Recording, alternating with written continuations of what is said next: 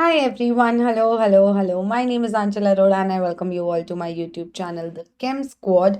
और आज के वीडियो में हम लोग कंटिन्यू करेंगे वेपर प्रेशर की कहानी। लास्ट वीडियो में हमने इस बात पे छोड़ा था कि बॉइलिंग पॉइंट कैसे वेपर प्रेशर से रिलेटेड होता है and what actually happens, what is vapour pressure, what it signifies और इंटरमोलिकुलर फोर्सेस ऑफ अट्रैक्शन का भी क्या लेना देना है वेपर प्रेशर से, तो वो मैंने यहाँ पे लिखा है।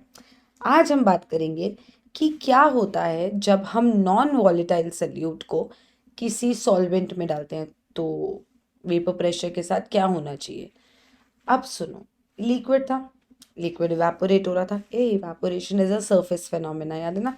सरफेस सरफेस वाले मॉलिक्यूल्स जो होते हैं वो इवेपोरेट पहले होते हैं, राइट। और फिर ऊपर ऐसे वेपर्स बन रहे थे जो इवेंचुअली कंडेंसेशन करते थे और हमें एक इक्विलिब्रियम मिल जाता था in that closed container. Perfect. अब हम बात करते हैं नॉन वॉलेटाइल सल्यूट डाला तो क्या होगा। अगर मैंने नॉन वॉलेटाइल सल्यूट मतलब जो खुद नहीं उड़ता है, मतलब जो खुद वेपराइज नहीं होता इजीली, वो नॉन वॉलेटाइल सल्यूट डाला तो दो बातें हो सकती हैं, या तो वो घुलेगा या तो वो नहीं घुलेगा। सीधी सी बात है। अभी मैंने ये थोड़ी लिखा है कि dissolving a non volatile solute, मैंने तो बात करी ऐड करा है बस। देखो घुलता है कि नहीं घुलता।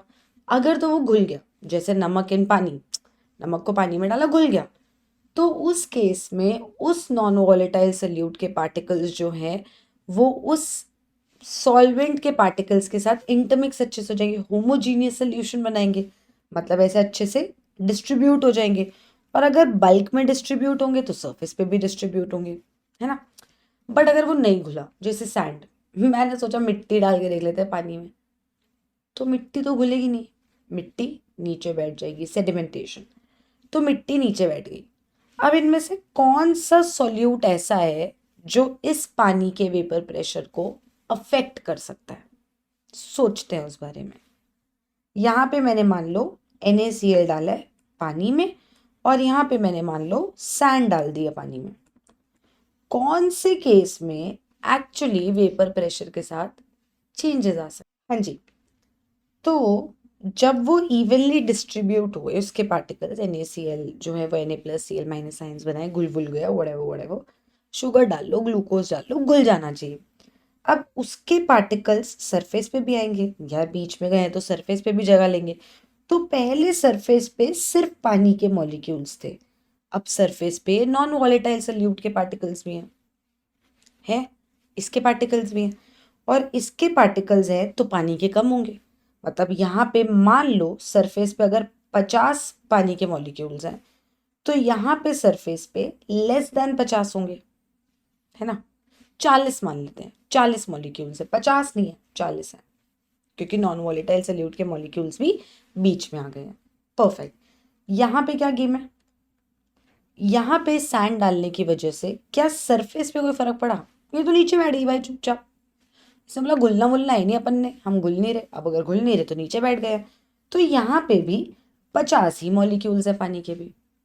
अब इवेपोरेशन होएगा, बंद डब्बे हैं, क्लोज्ड कंटेनर में है, इवेपोरेशन होगा और इवेंचुअली कंडेंसेशन भी होगा। सोचो, यहाँ पे भी 50 मॉलिक्यूल्स थे, वेपराइज हो रहे थे, सरफेस पे बैठे थे, वेपराइज होने लग गए। यहाँ पे भी 50 थे, वेपराइज होने लग गए।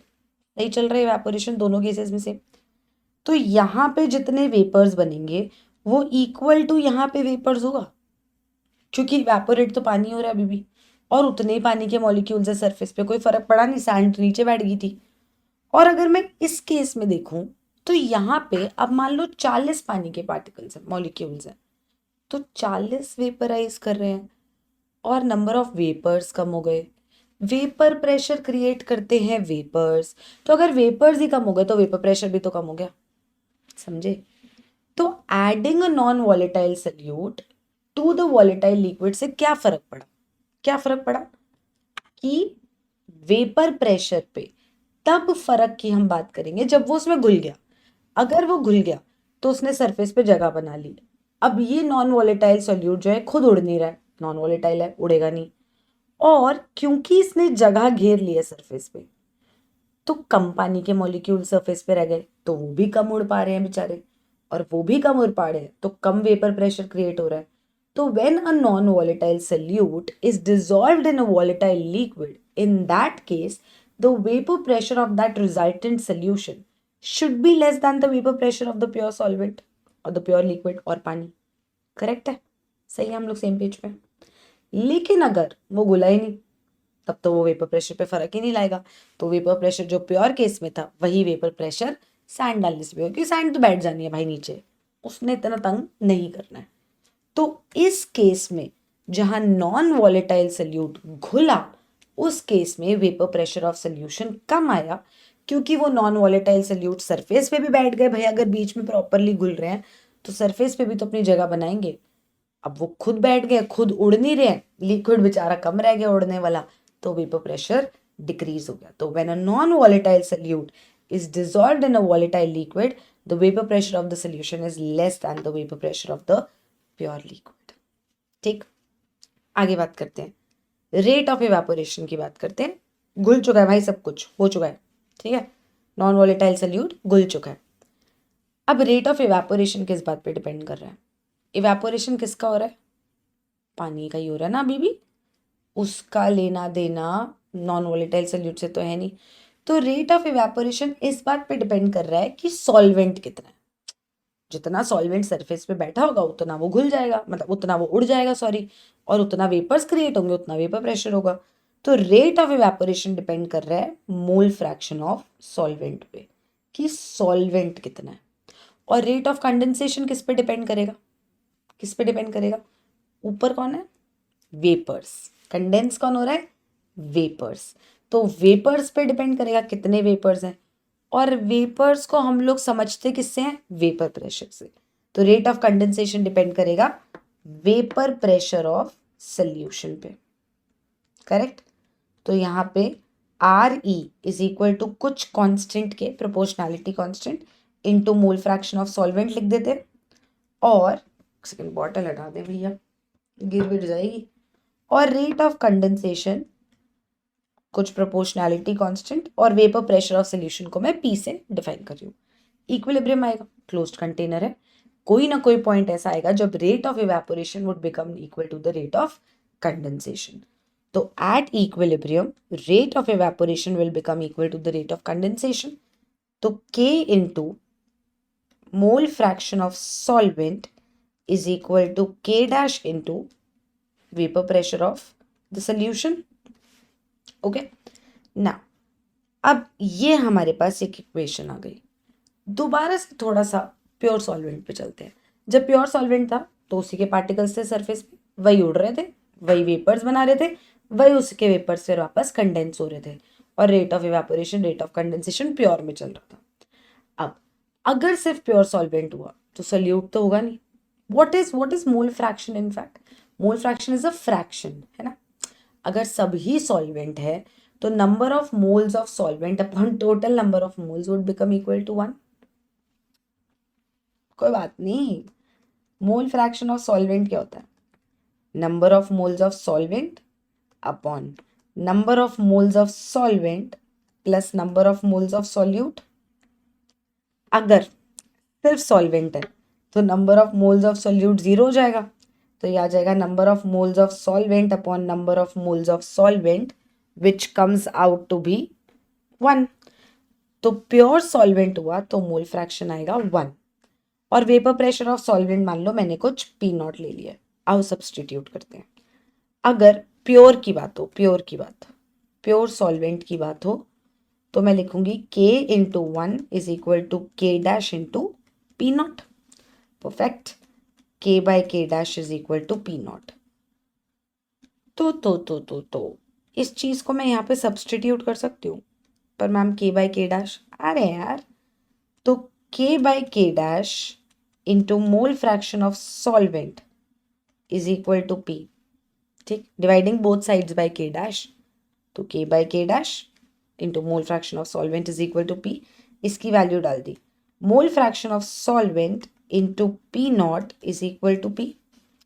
मोल fraction of solvent is equal to P by P naught, wherein P is the vapor pressure of solution upon P naught जो है वो vapor pressure of pure solvent है। हम लोग साथ में पहुंचे यहाँ तक, आगे बात करते हैं। एक इक्वेशन आ गई हमारे पास, और थोड़ी सी बात करते हैं। फ्रैक्शंस का सम क्या होता है? 1 मोल fraction of solute plus mole fraction of solvent क्या आ जाएगा 1। तो मोल फ्रैक्शन ऑफ सॉल्यूट क्या आ जाएगा 1 minus mole fraction of solvent, या फिर मैं ये भी बोल सकती हूँ कि मोल फ्रैक्शन ऑफ सॉल्वेंट आ जाएगा 1 minus mole fraction of solute. सही चल रहा है? इस बात को सब्सटीट्यूट कर दें, हो गए। तो मोल फ्रैक्शन ऑफ सॉल्वेंट की जगह 1 minus mole fraction of solute would be equal to P by P naught। थोड़ा सा और खेलते हैं अब इसमें। और if I rearrange this mathematically, I can write 1 minus P by P naught is equal to mole fraction of solute। Ma'am कैसे कैसे मैम, मैथ सुनो, इधर उधर ले जाने वाली बातें तो हम करते ही हैं, मैथमेटिकली समझते हैं। दोनों साइड्स पे मैंने ऐड करा ये, और दोनों साइड्स पे माइनस करा ये। एक्चुअली मैथमेटिकली ये होता है।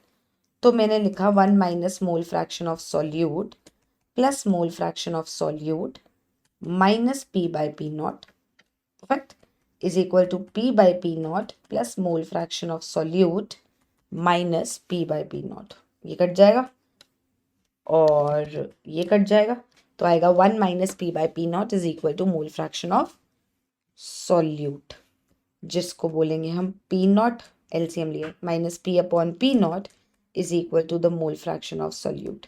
This is relative lowering in vapour pressure. पहले क्या वेपर प्रेशर था माइनस अब क्या वेपर प्रेशर है upon initial vapour pressure. This is called relative lowering in vapour pressure. Why is it lowering? Because we just determined कि अगर pure solvent होता और उसमें नॉन वॉलेटाइल सॉल्यूट ना घोलते तो ज़्यादा वेपर्स बनते, ज़्यादा वेपर प्रेशर होता। अगर उसमें नॉन वॉलेटाइल सॉल्यूट घुल गया तो कम वेपर प्रेशर है बिकॉज कम वेपर्स बने हैं। तो P naught has to be greater than P, and this is called relative lowering in vapor pressure। And this relative lowering in vapor pressure, beta G, is equal to the mole fraction of solute, the non-volatile solute that we just dissolved in the solvent to form that solution. Perfect. So this is how we derive relative lowering in vapor pressure। I hope you like the video। I hope बात समझ आई होगी कि adding non-volatile solute से difference है dissolving non-volatile solute में। ठीक है जी। बाकी I'll see you in the next video with Raoult's law and everything। So I'll see you. Bye.